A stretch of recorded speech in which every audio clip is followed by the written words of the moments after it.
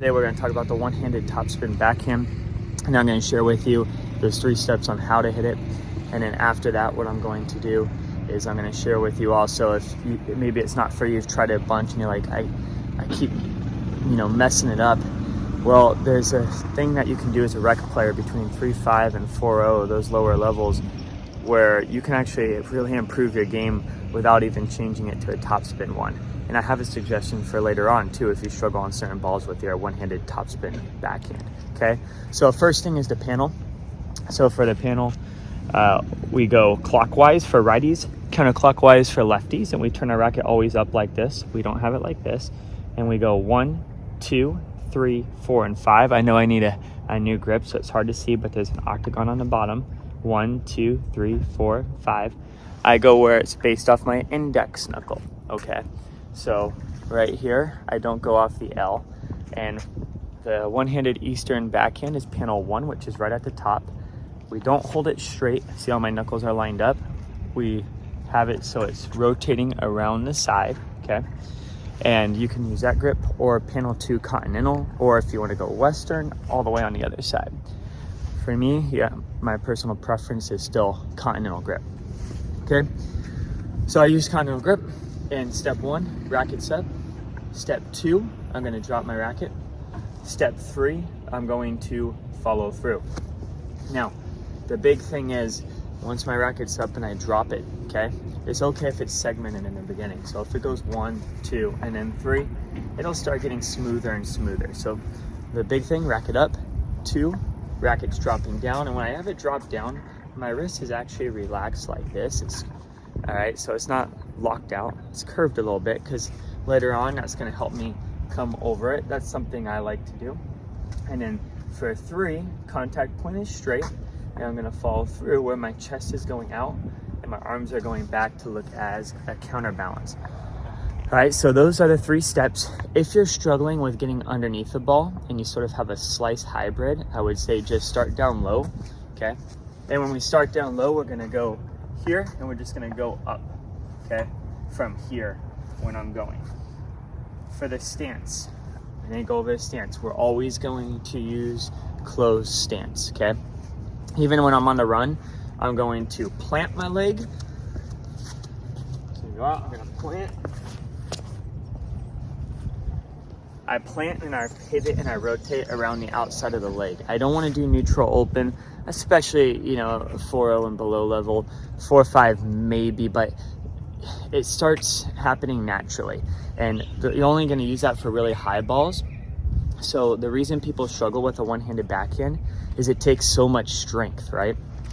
It takes so much strength and timing, because we have to time the ball below. We don't want to time the ball above the shoulder. Once it's above the shoulder, if you put your arm up like this, you have no strength up here, right? There's nothing to push off.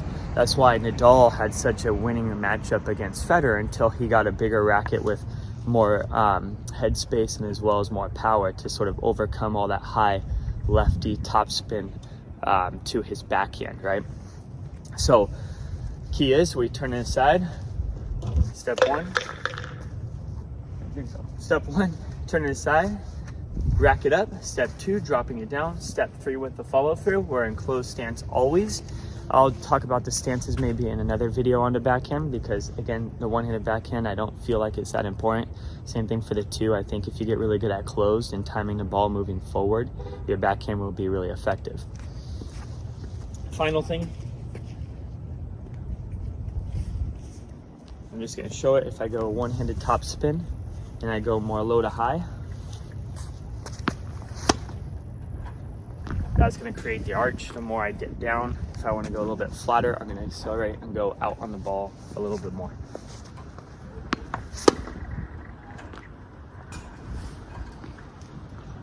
And those are your 3 steps to the one-handed backhand. Now, what I was going to say, I was going to talk about that top spin and how it is actually a weakness for most players, especially at 4.0, 3.5 and below. So they tend to do a hybrid shot. So they go underneath and then they open up their racket face and it becomes sort of a slice. So I tell players, if you struggle with that and it's always a hybrid, I see it on the forehand side too, where they're they start with their racket back and then they turn it up and then follow through. Just do a slice. Stick with a slice because there's no reason for a topspin one anyways. Steffi Graf did pretty well with a slice backhand. You're better off just taking it early, chopping it from the back of the court. It's easier to handle high balls from here.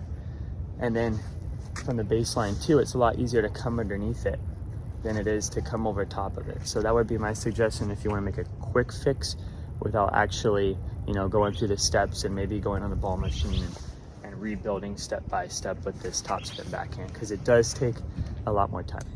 What's up, guys? So I wanted to add really quickly a little bit more in depth on why I'm saying not to do a hybrid shot.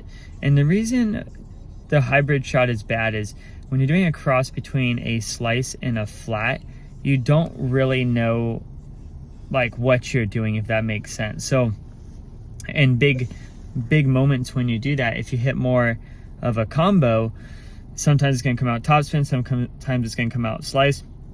You're better off just picking one shot. And the slice, again, it's just easier to handle, especially if you've had continental your whole life and you're used to slicing.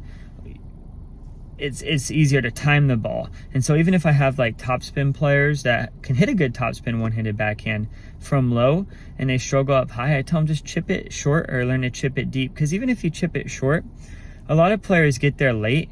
You know, we're talking about college level Division II, 8 UTR, and I mean, those are the guys that are going to get to the ball and girls that are going to get to the ball and maybe punish it. But, you know, for the club level, it's going to get the job done, and they're generally going to get there late, and you can hurt them if you chip that shot from the baseline when they kick it up nice and high. So choose one shot. Maybe you're more of a topspin player. If you're more of a topspin player, then go ahead and just keep working on stepping into it if you struggle with the slice. But use what you're already good at, and you're going to become that much better. And then if you want to have the full arsenal and your goal is to get to a really high level, then for sure, you know, keep working on this topspin, and then I'll make a video on how to handle the high balls. All right, till next time, guys.